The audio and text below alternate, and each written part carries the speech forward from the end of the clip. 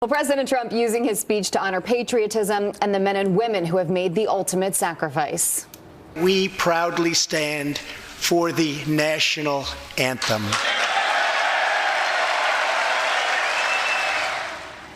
Well, Democrats sitting this one out as well, with social media not letting them off the hook that easy. Carly Shimkus here with that story coming up. Hey, Carly. Hey, good morning. Good morning. Welcome back. President Trump's State of the Union, the most tweeted about in history. Well, that's appropriate, isn't it? Carly Shimkus with Fox News Headlines 24/7 here with the reaction. The most tweeting president gets the most tweets on the State of the Union. That's right. Yeah. That is very appropriate. Yeah. I like that. Well, 4.5 million tweets were sent out about the State of the Union address last night. That is the most tweeted about State of the Union or joint session speech ever. Now, Republicans were pleased with the president's message of patriotism and a robust economy, but some Democrats, including Nancy Pelosi and Chuck Schumer, say that the president's speech did more to divide the country than unite it. And speaking of division, take a look at this divide on social media. Senator Lindsey Graham liked the speech. He says it was a strong speech emphasizing America is open for business and going on the offense when it comes to crime and terrorism. I'm very pleased President Trump is empowering our military and putting our enemies on notice. MSNBC's Joy Reid watched the exact same speech, but here's what she had to say. Church, family, police, military, the national anthem, Trump trying to call on all the tropes of 1950s era nationalism. So she didn't like the speech. Now, division aside, Ken Bone, remember him in his red sweater? He was watching the speech last night, and he talked about all the applause breaks. He says, had to do a bathroom break, caught back up to live TV in less than 3 minutes thanks to all the applause breaks. So although they were kind of annoying, I forgot about him. He found a little bit of a silver lining to the applause. The debate guy, Ken Bone? Yeah, the debate guy. Like the red sweater and the khakis, that is right? funny. He still has a blue check mark next to his Twitter name. Interesting. So, All right, he's still Ken. kicking. So let's talk about when President Trump mentioned standing for the national anthem. This got a ton of reaction. Yeah, it sure did.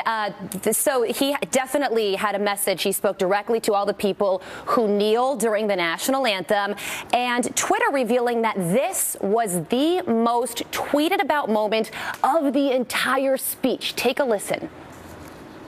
We proudly stand for the national anthem.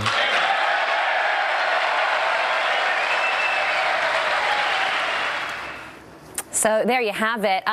Not everybody stood up during that moment. And Alana on social media pointed that out, saying the president of the United States says that veterans are why we are proud to stand for the national anthem. Everyone stands and gives applause. Democrats remain seated and scowl. And then the ACLU talked about this as well. They use this moment as a way to encourage people to protest, saying we can hear the dog whistle from over here, hashtag take a knee. So the Super Bowl, a couple days away. We'll see what happens there.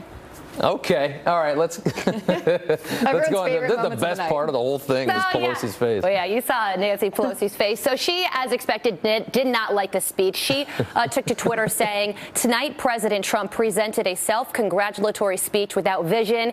He promised unity, but sowed division. America deserves a better State of the Union.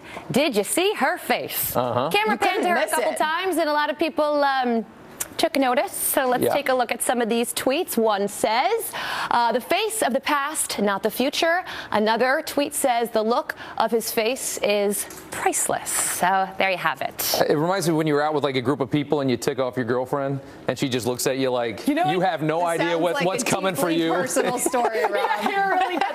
See, to me, I felt like she was going to send the president to his room or something. As soon as we get in the car, you're toast. That's the feeling that I got. All right. Thank you so much, Carly. Stories later. President Trump paying tribute to America's heroes. Firefighters and police officers and border agents.